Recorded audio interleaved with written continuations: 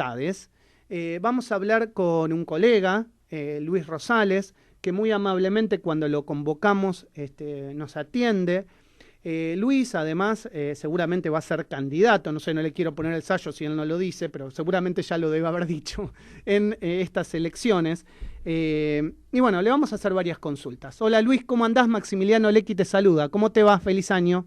Hola Maximiliano, ¿cómo estás? Gracias por atendernos en la mañana de hoy. Al contrario, un gusto estar con vos. Bueno, ¿vamos a tener más restricciones? ¿Vamos a perder libertades a partir de esta tarde-noche? ¿Qué información tenés? Bueno, eso es lo que parece, ¿no? Según lo que dicen los medios y la información que trasciende desde los ámbitos del poder nacional, la idea es volver a algunas restricciones, sobre todo de noche, ¿no? Prohibir la circulación de noche. Complicado, va a ser complicado que los argentinos le obedezcamos al gobierno, ¿no? Porque un gobierno que ha perdido mucha credibilidad. La fábula del pastor mentiroso, cuando finalmente llega el lobo, nadie le cree al pastor, ¿no? Sí, eso es algo que creo que es el retraso de la medida, pasa por ahí. El gobierno sabe que si toma una medida y la gente no lo acompaña, esa credibilidad o esa poca credibilidad se hace explícita. Claro, se hace explícita, exactamente. Bueno, pero jugás con un arma de doble filo, porque por otra parte es lo que el gobierno, es la única herramienta que el gobierno tiene, digamos, porque contra toda previsión y lógica, el gobierno no, por alguna razón extraña, ¿no? Así como no pudimos con los testeos el año pasado, este año no se pudo con la vacunación.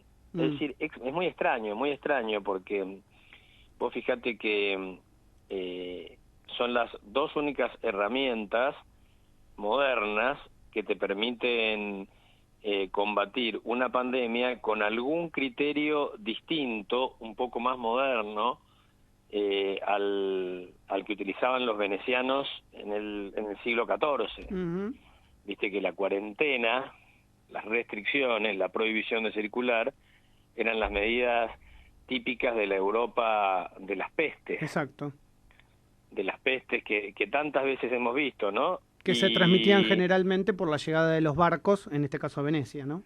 Claro, y bueno, por algo se llaman cuarentena, porque los venecianos, a través de prueba y error con tantas pestes, primero eran treintenas, y después dijeron, bueno, cuarentenas, porque las extendieron a 40 días. Pero es yo te diría que son medidas absolutamente primitivas, que bueno, dan su resultado en un punto, pero que ya a esta altura del siglo, de la vida, de donde estamos, realmente es un horror que solamente nos sigamos basando en eso para poder combatir una pandemia. Luis, déjame que reflexionemos juntos acerca de lo que está pasando entre la ciudad de Buenos Aires y la provincia de Buenos Aires. Digamos, ¿por qué crees vos o por qué hay estas rispideces y estas diferencias, entendiendo que claramente el ciudadano argentino es uno, y por qué la ciudad de Buenos Aires es menos propensa a poner restricciones y la provincia, lo digo puntualmente, Larreta, y Axel Kicillof es lo primero que quiere hacer? ¿Tiene que ver, pregunta hacia vos, con el sistema que tiene cada uno de los distritos? Es decir, que uno está prácticamente colapsado, como el de la provincia de Buenos Aires, y paupérrimo, y en la ciudad no es tan así. Tiene que ver con el votante, es decir, que el votante del PRO es menos propenso a las restricciones porque es el que genera trabajo, es el que da trabajo y el que tiene los emprendimientos, y por ahí el que viene de la provincia es el empleado que viene a trabajar a esos emprendimientos. ¿Con qué tiene que ver? Yo creo que se ha ideologizado el tema bastante, me parece que tiene que ver con eso, ¿no? Se ha ideologizado mucho el tema. A ver, se han tomado como posiciones en esto. El año pasado estaban latentes estas posiciones, pero como era un tema novedoso y bueno, se propició, se privilegiaba en aquel momento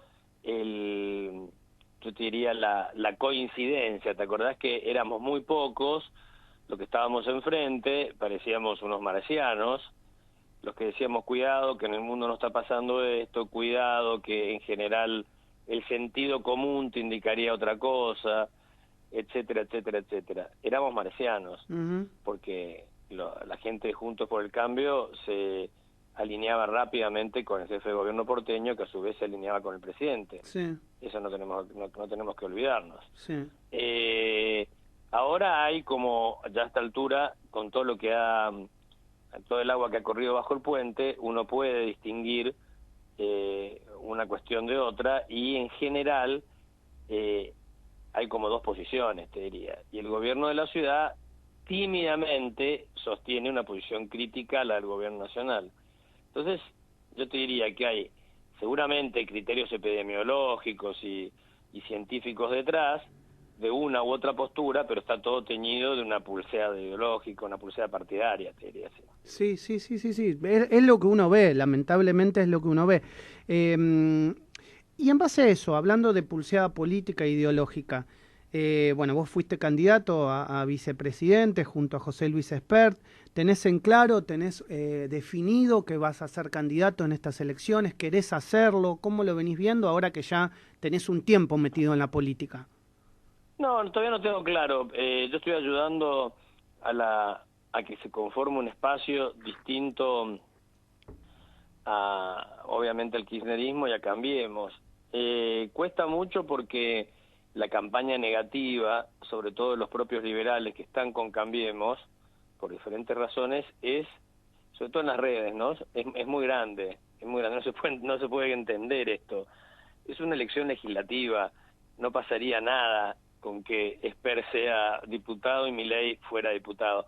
O sea, al contrario, sería altamente positivo para yo te diría, para la República, que ambos fueran diputados. Pero es interesante eso que vos estás diciendo, por lo menos para el que no lo entienda o no está en el run de la política, porque es verdad que en este último tiempo, sobre todo en el verano, se dijeron muchas cosas de Espert cuando no terminaba confluyendo con los liberales del PRO. Entre cosas que yo he leído en Twitter, se decía que le había sido funcional al kirchnerismo, que era un agente pago del kirchnerismo y otras cosas. Eso lo desmentí, ¿no? Que en el transcurso de un año se hizo de 7 propiedades, sí, y no sé qué, toda una cosa que a ver, esa gente debería estar buscando argumentaciones contra el kirchnerismo, no contra Espert.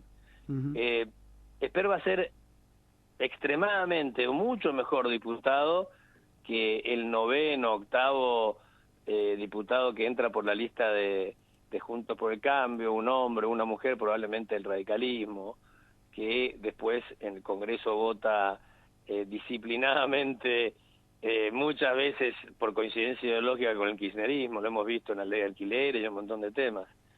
Eso va a ser así. ¿Espert va a ser candidato a diputado por la ciudad también? Espero va a ser por la provincia de Buenos Aires. Por la provincia y Milei por la ciudad. Milei por la capital. Por la capital. Y en tu caso, ¿qué tendrías ganas de hacer? No, yo estoy viendo.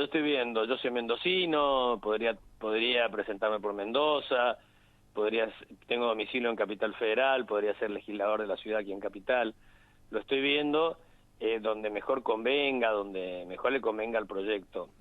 La idea es armar un polo de pensamiento. Es bastante más sencillo de todo disculpame la palabra, estoy muy cerca de Milei, el puterío que hay permanente en las redes, que da hartazgo, te diría, hartazgo, porque además mucho de ello es pago.